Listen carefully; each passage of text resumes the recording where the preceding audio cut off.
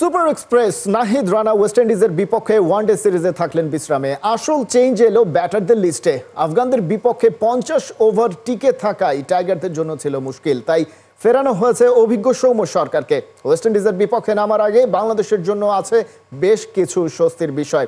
বিসিবির প্রধান নির্বাচক অন্তত তাই মনে করছেন। রিপোর্টে বিস্তারিত। আবুধাবি থেকে দেশে ফিরে এয়ারপোর্টে দর্শকদের তোপের মুখে নাইম শেখ। এভাবেই অনলাইন আর অফলাইনে ধারাবাহিকভাবে হয়েছেন এবং হচ্ছেন বোলিংয়ের শিকার। কিন্তু তার অপরাধটা আসলে কি? ভিসা জটিলতায় যেতে দেরি, একটা ইনিংসে ব্যাট করার সুযোগ পেয়েছেন এবং ফেল করেছেন। সেই চিত্র তো বাংলাদেশ দলের প্রায় সব ব্যাটারদের ক্ষেত্রেই। তাহলে নাইম শেখের আলাদাভাবে অপরাধটা কোথায়? 2020-এ টাইগার ব্যাটিং অর্ডারের ওপেনিংয়ে অভিষেক, 8 ইনিংস খেলে 50ও টাচ করতে পারেননি একবারের জন্য। একজন 12 গড় রানের ওপেনারকে কেন ওয়ানডে দলে ফেরালেন নির্বাচকরা? ব্যর্থ কাউকে খেলতে নামিয়ে দেওয়ার দোষটা কি নাইমের? 2023 সালের পর এবারই প্রথম ওডিআই দলে ফেরা নাইমকে আবার ওয়েস্ট ইন্ডিজের বিপক্ষে একই ফরম্যাটের সিরিজের দল থেকেও বাদ দেয়া হলো। পরের সিরিজেই যাকে ছেটে ফেলা হবে তাকে ফেরানোই বা হয়েছিল কেন? বিমান ভাড়া দিয়ে এক ম্যাচের জন্য কেনই বা নেওয়া হলো আবুধাবিতে? বিসিবির এমন রহস্যময় আচরণের কুল কিনারা কে করবেন সেটা বড় প্রশ্ন। প্রধান নির্বাচক বরাবরের মতোই সামনে তাকাচ্ছেন, বলছেন ব্যাটিং অর্ডারের ডেপথ বাড়ানোর কথা। 50 ওভারের খেলা আমরা চাই যে একটু ডিপে পর্যন্ত যেন কেউ খেলতে পারে। সাইফ হাসান তার কাজটা করে দিচ্ছে, তাকে আরেকটু বেটার করতে হবে, তার ইনিংসটা লম্বা করতে হবে। তার পাশাপাশি আমরা সেই জায়গাতে আপনারা দেখেছেন সৌম্য সরকারকে ফেরত নিয়ে এসেছি। তিনি সব অনেক অভিজ্ঞ একজন খেলোয়াড়, প্রায় 80টার মতো ওডিআই খেলে ফেলেছেন, প্রায় 10 বছর ধরে খেলছেন। নাইম শেখের মতোই সৌম্য সরকার আরেক রহস্যের নাম। কোন বিবেচনায় তিনি দলে ঢোকেন আর কেনই বা বাদ পড়ে যান তা নিয়ে কম বেশি সবসময় চলে কাটাছেঁড়া। এবার অবশ্য গাজী আশরাফ হোসেন লিপুর কাছ থেকে একটা ব্যাখ্যা পাওয়া গেছে। ওয়েস্ট ইন্ডিজের বিপক্ষে এর আগে সৌম্যর রেকর্ড ভালো। এই ভালো বলতে গেল বছর ক্যারিবিয়ানদের বিপক্ষে অ্যাওয়ে সিরিজে সৌম্যর 73 রানের ইনিংস, যেখানে প্রথমে ব্যাট করে 321 রান করেও বাংলাদেশ হেরেছিল 4 উইকেটে। ওপেনিং স্লটে ক্রাইসিস ম্যানেজ করতে নির্বাচকরা তবুও এবার পিক করলেন সৌম্যকে। আর মিডল অর্ডারের সংকট কাটিয়ে ব্যাটিং লাইনের গভীরতা বাড়াতে নতুন সংযোজন মাহিদুল অঙ্কন। 96 লিস্টে ম্যাচ খেলে তার এভারেজ 45-এর কাছাকাছি, সেটাই এ যাত্রায় নজর টেনেছে নির্বাচকদের। এই উইকেটকিপার ব্যাটার দলে এলেন, তার মানে কি একই ভূমিকায় থাকা জাকের আলী অনিকের জায়গাটা নড়বড়ে হয়ে গেছে? প্রশ্নের উত্তর তো সময় বলে দেবে। আমরা 2027-এ নেক্সট বিশ্বকাপটা ওয়ানডে ইন্টারন্যাশনালে বাংলাদেশ খেলবে। সেখানের কলেবরটাকে বৃদ্ধি করার জন্য যারা সম্ভাব্য কম্পিটেন্ট থাকবেন তার মধ্যে থেকে মাহিদুল ইসলামের নামটা, অঙ্কনের নামটা নিশ্চয়ই অনেক উজ্জ্বল। তো তাকে এনে এই ডেপথটা বাড়িয়েছি, যেখানে টিম ম্যানেজমেন্ট এবং ক্যাপ্টেনের একটা চয়েস থাকবে। তবে দলে কে আছে কে নেই এসব আলোচনা ছাপিয়ে মূল চ্যালেঞ্জটা হচ্ছে আফগানিস্তান ডিজাস্টারের শোক কাটিয়ে ওঠা। পেছনের দিকে হাঁটতে হাঁটতে দেয়ালে পিঠ ঠেকে যাওয়া বাংলাদেশের সামনে ওয়েস্ট ইন্ডিজ। পরীক্ষা এবার কিছুটা সহজ হবে বলেই মনে করছেন প্রধান নির্বাচক। শারীরিক এবং মানসিক ক্লান্তিতে সম্পূর্ণ আচ্ছন্ন আছে প্লেয়াররা, এ ব্যাপারে কোনো সন্দেহই নেই। আবুধাবি সেই পিছেও খেলছি না, হোমের নিজের মিরপুরের উইকেটে খেলছি এবং প্রতিপক্ষেও রশিদের মতো কিংবা অন্যান্য যে স্পিনার যারা ছিল অত্যন্ত উঁচু মানের, সেরকম স্পিনারদেরও মুখোমুখি হতে হচ্ছে না। এটা আমাদের জন্য একটা কিছুটা রিলিফের পয়েন্ট। ওয়েস্ট ইন্ডিজের বিপক্ষে পরীক্ষাটা তুলনামূলক সহজ, আবার চাপেরও। শেষ 12 ওয়ানডের 11টাতেই হার, শেষ 4 সিরিজের সবকটায় পরাজয়। এদিকে 2027 বিশ্বকাপে সরাসরি কোয়ালিফাই করতে হলে ওই বছরের 31 মার্চ র্যাঙ্কিংয়ে থাকতে হবে 9-এ, হাতে 24 ম্যাচ। ক্যারিবিয়ানদের হোয়াইট ওয়াশ করতে পারলে সেই 9-এ উঠে আসাও হয়ে যাবে। এই দল নিয়েই কাজটা করতে হবে টাইগারদের। সম্ভব কি? খালিদ জামিল, 71। নামের মতো ব্যাটটাও হয়ে গেল শান্ত। সিঙ্গেল ডিজিটে আউট হচ্ছেন একের পর এক ম্যাচে, তাই তো সবার বিশ্রামের দিনে একাই ছুটে এলেন ব্যাট হাতে অশান্ত হতে, ঘাম ঝরালেন নাজমুল শান্ত। অন্যদিকে ক্যারিবিয়ান কোচ ড্যারেন সামির যত মাথা ব্যথা মিরপুরের 22 গজ নিয়ে। সাইফুল রূপকের রিপোর্ট। অনেকেই বলে বাংলাদেশের সপ্তম আশ্চর্য বাছাই করা হলে মিরপুরের পিচ জায়গা করে নেবে। এতটাই রহস্যময়, টাইগাররাই বুঝে ওঠে না। ভিনদেশি ড্যারেন সামির কৌতূহল তো থাকারই কথা। তাই তো পিচ দেখেই ক্ষান্ত হননি। নিজ মোবাইলে 22 গজের আশপাশের ছবি তুলেছেন, ভিডিও করেছেন নানা অ্যাঙ্গেলে। হয়তো ওয়েস্ট ইন্ডিজ দলের হোয়াটসঅ্যাপ গ্রুপে শেয়ার করবেন, পিচের চরিত্র সম্পর্কে ধারণা মিলবে বাকিদের। আন্তর্জাতিক ক্রিকেট এবং বিপিএল প্লেয়িং ক্যারিয়ারে বহুবার মিরপুরে এসেছেন, খেলেছেন, ভালো করেই জানেন শেরেবাংলায় বল উঠে কম, ঘোরে বেশি। এবারও কি বল হাঁটুর নিচেই আসবে? গ্রাউন্ডসম্যানদের হয়তো সে কথাই জিজ্ঞেস করেছেন ক্যারিবিয়ান ওস্তাদ। সামি জেনে গেছেন মিরপুরে রাজত্ব হারিয়েছেন আলোচিত সমালোচিত গামিনী। শেরেবাংলার পিচের মান বাড়াতে মাথার ঘাম পায়ে ফেলছেন টনি হেমিং। নিশ্চয়ই হেমিংয়ের কাছ থেকেও পিচ সম্পর্কে জেনেছেন ওয়েস্ট ইন্ডিজের কোচ। বুধবার রাতে ঢাকায় এসে পরদিন সকালেই দুই ব্যাটার নিয়ে মিরপুরে হাজির ড্যারেন সামি। একসময়ের স্লো মিডিয়াম পেসার বনে গেলেন অফ স্পিনার। তবে কি ক্যারিবিয়ান কোচ ধরেই নিয়েছেন মিরপুরে ওয়ানডে সিরিজে হবে স্পিন ট্র্যাক? মিরাজ সাইফদের বিপক্ষে নিজ ব্যাটারদের প্রস্তুত করতেই এমন প্র্যাকটিস? ক্যারিবিয়ানরা ফুর্তিবাজ, কাজের মাঝে মজা করাও যেন তাদের নেশা। কখনো গ্রাউন্ডসম্যান কিংবা সাপোর্ট স্টাফদের সাথে, কখনো ক্যামেরার দিকে তাকিয়ে সবাইকে এন্টারটেইন করেছেন। তবে স্পটলাইট কেড়েছে এই ঘটনা। একাডেমি মাঠের পাশের বাড়ির জানালা থেকে আসা ভক্তের ডাকে সাড়াও দিয়েছেন দারুণভাবে। দুইবারের টি-20 বিশ্বকাপ জয়ী ক্যাপ্টেন সবাইকে মাতিয়ে রাখাতে ওস্তাদ। বৃহস্পতিবার ক্যারিবিয়ান দুজন ব্যাটার আলিক আথানেজ ও ব্র্যান্ডন কিং অনুশীলন সেরেছেন। বাংলাদেশের কেবল নাজমুল শান্তকেই দেখা গেছে শেরেবাংলায়। তার প্রিয় কোচ সোহেল ইসলামের সঙ্গে নেটে সময় কাটিয়েছেন ঘণ্টাখানেক। শরীরী ভাষায় পরিষ্কার, খারাপ সময় পেছনে ফেলে গর্জে উঠতে চান সাবেক এই অধিনায়ক। ক্যাপ্টেন্সি হারানোর সাথে সাথে যেন ব্যাটিং ফর্মও উধাও। শ্রীলঙ্কায় 3, এরপর আবুধাবিতে 3। মিরাজের নেতৃত্বে সবশেষ 6 ওয়ানডেতে শান্তর ব্যাটে রান কেবল 49। সবশেষ 4 ইনিংসেই ড্রেসিং রুমে ফিরেছেন সিঙ্গেল ডিজিটে আউট হয়ে। চেনা মাঠ, ওয়েস্ট ইন্ডিজের তুলনামূলক দুর্বল বোলিং অ্যাটাকের বিপক্ষে শান্তর উইলোর ঝড় দেখার অপেক্ষায় টাইগার ভক্তরা। সাইফুল রূপক, 71। হারের বৃত্ত ভেঙে এবারও বের হতে পারল না বাংলাদেশ নারী দল। ওয়ানডে বিশ্বকাপে অস্ট্রেলিয়ার বিপক্ষে বড় ব্যবধানে হেরেছে ওরা। লিড পেসার মারুফা আক্তার না থাকা আর ব্যাটিং ব্যর্থতার মাসুল গুনতে হয়েছে নিগার সুলতানা জ্যোতিদের। অ্যালিসা হেলির 100 আর লিচফিল্ডের দায়িত্বশীল ব্যাটিংয়ে অজিরা পেয়েছে চতুর্থ জয়। বিস্তারিত আবু নাইমের ম্যাচ রিপোর্টে। যে উইকেটে বাংলাদেশ ব্যাটিং করে ওই পিচ হয়ে যায় বোলিং ফ্রেন্ডলি, আর বল করতে নামলেই ব্যাটিং পিচ। বাহ, কি ম্যাজিক! অস্ট্রেলিয়ার বিপক্ষে বাংলাদেশের বোলিং দেখে অন্তত ম্যাজিকই মনে হয়েছে। নিগার সুলতানা জ্যোতি, শারমিন আক্তাররা যে উইকেটে ধূসর খড় পেরোতে পারেনি, সেই উইকেটেই অজিদের ব্যাট চলেছে চাবুকের মতো। পাওয়ার প্লেতে বিনা উইকেটে ওরা তুলেছিল 78 রান, যেখানে বাংলাদেশের রান ছিল মোটে 37 আর উইকেট ছিল একটি। ঘণ্টাখানিক পরেই পিচ বদলে গেছে, দেখা গেছে ব্যাটারদের আধিপত্য। ক্যাপ্টেন অ্যালিসা হিলি তো শতকই হাঁকিয়ে ফেললেন। ম্যাজিক না বলে উপায় আছে? ব্যাটারদের খারাপ দিনে বোলাররাও যে সুবিধা করতে পারেনি। লিড বোলার মারুফা না থাকায় রাভিয়া, নিশিরা যেন কুল কিনারা করে উঠতে পারছিলেন না। কোনোভাবেই উইকেট তোলা যাচ্ছিল না। অ্যালিসা হেলি আর ফবি লিচফিল্ডের জুটি ভয়ঙ্কর হয়ে ওঠে। উদ্বোধনী জুটি 100 রান তুলে ফেলে। সেই সাথে টাইগার্সদেরও ম্যাচ থেকে ছিটকে দেয় অস্ট্রেলিয়া। অস্ট্রেলিয়ার বিপক্ষে 330 রান করেও জিততে পারেনি ইন্ডিয়া। 3 উইকেট হাতে রেখে ওরা জয় নিশ্চিত করে ফেলেছে। নিউজিল্যান্ড, পাকিস্তান ও অজিদের হারাতে পারেনি। আনবিটেন হিলিদের কি আর 199 রানের টার্গেট দিয়ে আটকে রাখা যায়?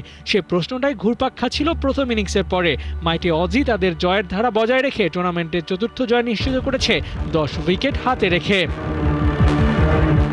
ব্যাটিং যতটা খারাপ হয়েছে, বোলিংটাও ঠিক তেমনই। ওয়াইড আর বাউন্ডারিতেই রান বেশি লিক করেছে বাংলাদেশ। ছোট টার্গেটে টাইট বোলিং করতে পারেনি ঋতুমণি, রাভিয়া খানরা। মারুফার অভাবটা যেন হাড়ে হাড়ে টের পেয়েছে বাংলাদেশ। পাকিস্তানের বিপক্ষে পাওয়া জয়টাই বাংলাদেশের একমাত্র জয় হয়ে রইল এখন পর্যন্ত। টানা 4 ম্যাচ হারের পর ব্যাকফুটে বাংলাদেশ। পরের 2 ম্যাচে টাইগার্সদের নামতে হবে হারের বৃত্ত থেকে বের হওয়ার চ্যালেঞ্জ নিয়ে। দেখা যাক জ্যোতিরা টুর্নামেন্টের বাকি 2 ম্যাচে কেমন করেন। আবু নাইম, 71। আবারও ক্রিকেট উৎসবে মাতবে উত্তরের দুই শহর বগুড়া ও রাজশাহী। সবশেষ এনসিএল টি20 ফরম্যাটের খেলা এই দুই ভেন্যুতে হওয়ার কথা থাকলেও বৃষ্টি বাধায় তা আর মাঠে গড়ায়নি। এবার জাতীয় লিগের 4 দিনের টুর্নামেন্ট হবে এই দুই শহরে। জাতীয় ক্রিকেট লিগের এবারের মৌসুম শুরু হবে 25 অক্টোবর। প্রথমবার সুযোগ পাচ্ছে ময়মনসিংহ বিভাগ, তবে দল সংখ্যা বাড়ছে না। ঢাকা মেট্রোর নাম পরিবর্তন করে ক্রিকেটাররা খেলবে ময়মনসিংহ বিভাগের হয়ে। সিলেট স্টেডিয়ামে উদ্বোধনী ম্যাচেই স্বাগতিকদের মুখোমুখি হবে ময়মনসিংহ বিভাগ। আয়ারল্যান্ডের বিপক্ষে আসন্ন টেস্ট সিরিজের জন্য ক্রিকেটারদের প্রস্তুত করতে এনসিএল এর প্রথম 2 রাউন্ড হবে কোকাবুরা বলে। তৃতীয় রাউন্ড থেকে টুর্নামেন্টের বাকি অংশ হবে ডিউক বলে। আইসিসি নারী ওডিআই বিশ্বকাপে বাংলাদেশ দলের ব্যাটিং ব্যর্থতা যেন কাটছেই না। 50 ওভারে ব্যাট করাই কঠিন, স্ট্রাইক রেটের অবস্থাও সুবিধার না। নিগার সুলতানা জ্যোতির দল হারের বৃত্ত থেকে বের হতে পারছে না। টাইগ্রেসরা যেন ঘুরে ফিরে আটকে যাচ্ছে একই লুপে। বিস্তারিত আবু নাইমের রিপোর্টে। দলের নাম যদি হয় বাংলাদেশ, তাহলে 50 ওভার ক্রিকেট খেলাই যেন বড় চ্যালেঞ্জ। নারী কি পুরুষ, সবার অবস্থাই যেন এক। আইসিসি ওয়ানডে বিশ্বকাপে বাকি দলগুলো যখন রানের পাহাড় বানিয়ে প্রতিপক্ষকে চেপে ধরছে, সেখানে বাংলাদেশ দল যেন ওয়ানডের নামে টেস্ট খেলছে। আগে ব্যাট করতে নেমে ওদের ব্যাট খুঁজে পায় না রানের দিশা। ফার্স্ট ইনিংসের সর্বনিম্ন স্কোর 178 আর সর্বোচ্চ 232 রান করেছে নিগার সুলতানা জ্যোতির দল। টার্গেট চেজ করতে নেমে আরও বাজেভাবে ব্যর্থ হয়েছে বাঘিনীরা। নিউজিল্যান্ডের দেয়া টার্গেট তাড়া করতে গিয়ে 127 রানেই প্যাকেট। টুর্নামেন্টের দ্বিতীয় সর্বোচ্চ রানের হারও এটি। স্কোরবোর্ডে রান কত হলো সেটি যেন কোনো বিষয়ই না। 50 ওভার ব্যাটিং করতে পারাটাই লক্ষ্য। অস্ট্রেলিয়ার বিপক্ষে বেশিরভাগ ব্যাটারের স্ট্রাইক রেটই ছিল 40-এর নিচে। কেউ কেউ তো 22-28 স্ট্রাইক রেটেও খেলেছে। এমন ম্যাচও বাংলাদেশের আছে যেখানে একটা 50ও আসেনি কারো ব্যাট থেকে। ডাবল ফিগারে স্পর্শ করেছে এমন ব্যাটারের সংখ্যাও হাতে গোনা। স্ট্রাইক রোটেশন করতে না পারার রোগটা যেন বাংলাদেশ দলের উপর জেঁকে বসেছে। ডট বলের চাপ উতরাতে পারছে না ওরা। অস্ট্রেলিয়ার বিপক্ষে 1 থেকে 9 পর্যন্ত 6 ব্যাটার আউট হয়েছেন সিঙ্গেল ডিজিটে, যাদের মোট রান 29, আর তা করতেই খরচ হয়েছে 94 বল। বল আর রানের মধ্যে বিস্তর ফারাক। 8 দলের টুর্নামেন্টে বাংলাদেশের অবস্থান 6 নম্বরে। পাকিস্তানের বিপক্ষে জয়টাই টাইগ্রেসদের একমাত্র জয়। সাউথ আফ্রিকার বিপক্ষে বড় রানের টার্গেট দিয়েও শেষ পর্যন্ত ম্যাচ জিততে পারেনি ওরা। ফিল্ডিং মিসের মহড়াই দ্বিতীয় জয় থেকে ওদের বঞ্চিত করেছিল সেদিন। ব্যাটিং, বোলিং, ফিল্ডিং 3 ডিপার্টমেন্টে ভালো করে টুর্নামেন্টের বাকি ম্যাচগুলোতে জয় পাবে তো বাংলাদেশ। আবু নাইম, 71। এবারে সুনামগঞ্জে 2 খুদে ফুটবলারের দায়িত্ব নিলেন বিএনপির ভারপ্রাপ্ত চেয়ারম্যান তারেক রহমান। খুদে প্রতিভাধরদের মধ্যে এবার প্রথমবারের মতো পাওয়া গেছে একজন গোলকিপারকে। জাতীয় দলের সাবেক গোলকিপার আমিনুল হক নিজে গিয়ে 2 ফুটবলারের হাতে উপহার সামগ্রী তুলে দিয়েছেন। প্রতি মাসে আর্থিক সহায়তাও পাবে এই 2 খেলোয়াড়। ফয়সাল হাবিবের রিপোর্ট। ছোট্ট গোলবারের নিচে সেটার চেয়েও ছোট একটা শিশু, কিন্তু বল আটকানোতে কোনো ভুল ত্রুটি নাই। প্রতিটা বল আটকে আর্জেন্টাইন গোলকিপার এমিলিয়ানো মার্টিনেজের মতো সেলিব্রেট করা ওর রুটিন। ছোট্ট শিশু মোজাম্মেলের বাড়ি সুনামগঞ্জ। সে কি পারবে মিতুল মারমার জায়গায় দাঁড়িয়ে বাংলার ফুটবলের কাণ্ডারি হয়ে উঠতে, নাকি ওর গল্পটা হবে তার চেয়েও বড়? অনলাইনে ছড়িয়ে পড়া ভিডিও চোখে পড়েছে বিএনপির ভারপ্রাপ্ত চেয়ারম্যান তারেক রহমানের। তারই প্রতিনিধি হিসেবে সাবেক গোলকিপার আমিনুল হক গেছিলেন মোজাম্মেলের খোঁজ নিতে। আমিনুল নিজেও ট্রাই করেছেন মোজাম্মেলের বিপক্ষে গোল করতে, কিন্তু পারেননি স্কোর শিটে নাম তুলতে। মুগ্ধতা ছড়ানো এই প্রতিভার দায়িত্ব নিয়েছে বিএনপি।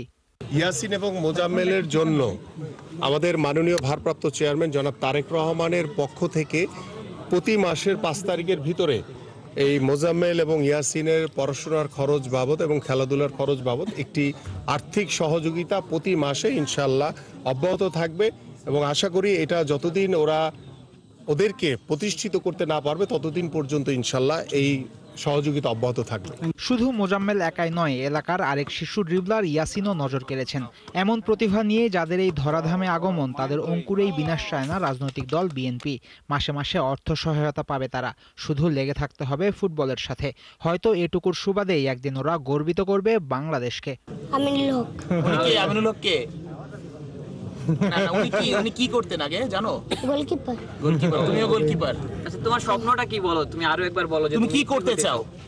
আমি বড় হয়ে আমার মতো হতে চাই, জাতীয় দলে খেলতে চাই। আমার অনেক ভালো লাগতেছে যে জাতীয় দলের গোলকিপার, সাবেক গোলকিপার, তিনি আমাদেরকে দেখতে এখানে অনেক দূরে এসেছেন এবং আমাদের দায়িত্ব নেবেন, তাই আমার অনেক ভালো লাগতেছে। চাঁদপুরের খুদে ফুটবলার সোহানকে দিয়ে শুরু হয়েছিল বিএনপির ফুটবলারদের পৃষ্ঠপোষক হয়ে ওঠার যাত্রা।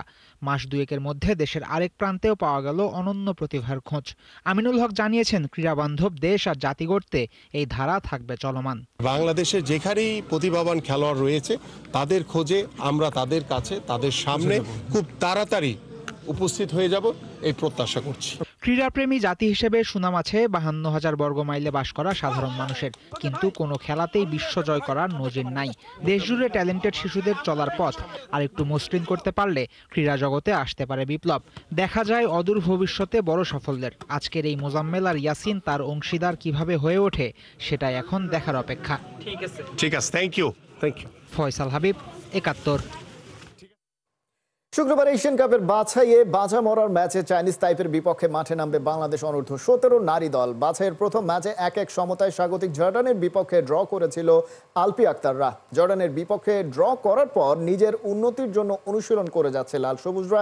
কোচ সাইফুল বারী টিটু অবশ্য এখনও আশার আলো দেখছেন। গ্রুপ এইচে সেরা হতে পারলে 2026 এশিয়ান কাপে অনূর্ধ্ব-17তে খেলার সুযোগ পাবে বাংলাদেশ। একটিতে ড্র করা বাংলাদেশ শুক্রবার চাইনিজ তাইপেকে হারাতে পারলে মূল পর্বে খেলার যোগ্যতা অর্জন করবে। বৃহস্পতিবার নিজেদের ফাইনাল ট্রেনিং সেশন সেরেছে টিটুর শিশুরা। কোচ নিজেও আলপি মামুনিদের নিয়ে আত্মবিশ্বাসী। আমরা খুব আত্মবিশ্বাসের সাথে আমরা খেলতে যাচ্ছি শেষ ম্যাচটা। আমাদের তো আর এখানে আর কোনো আউটকাম দরকার নেই, দরকার হচ্ছে একটা জয়, একটা ম্যাচ। সো এটা যদি আমরা সম্ভব করতে পারি দেন উইল বি কোয়ালিফাইড। তো আমার মনে হয় যে মেয়েদের আমরা ওই জিনিসটাই বোঝাচ্ছি। আজকেও কথা হয়েছে, কালকেও কথা হবে। তো অ্যাট দ্য এন্ড আসলে এটা তো মেয়েদের উপরে নির্ভর করে, ওরা কি চায়। ওরা যদি চায়, আমার ধারণা এটা সম্ভব। রোনালদোর মাঠে খেলা মানে অন্যরকম উন্মাদনা, রেকর্ড গড়ার হাতছানি। রেকর্ড অবশ্য গড়েছিলেন মাসখানেক আগেই, এবার ছাড়িয়ে গেলেন নিজেকে। বিশ্বকাপ বাছাই পর্বের ইতিহাসে সর্বোচ্চ গোলের রেকর্ড নিয়ে নিজেই করেছেন CR7। গত মাসে হাঙ্গেরির বিপক্ষে 3-2 ব্যবধানে জয়ের একটি গোল করে বিশ্বকাপ বাছাইয়ে আগের সর্বোচ্চ গোলদাতা কার্লোস রুইসের 39 গোলের পাশে বসেছিলেন রোনালদো। আন্তর্জাতিক ফুটবলের রেকর্ড স্কোরার রোনালদোর মোট গোল এখন 143টি। 40 বছর বয়সী তারকার ক্যারিয়ার গোল হয়ে গেছে 948টি। বুটজোড়া তুলে রাখার আগে 1000 গোলের মাইলফলক ছোঁয়ার লক্ষ্যের কথা আগেই বলেছেন তিনি। আগামী মাসে প্রথমে রিপাবলিক অফ আয়ারল্যান্ডের মাঠে খেলবে পর্তুগাল। 4 ম্যাচে 10 পয়েন্ট নিয়ে এফ গ্রুপের শীর্ষে আছে CR7-এর পর্তুগাল।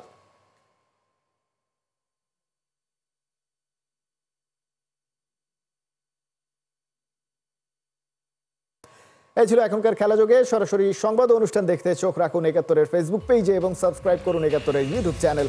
71-এর সাথেই থাকুন।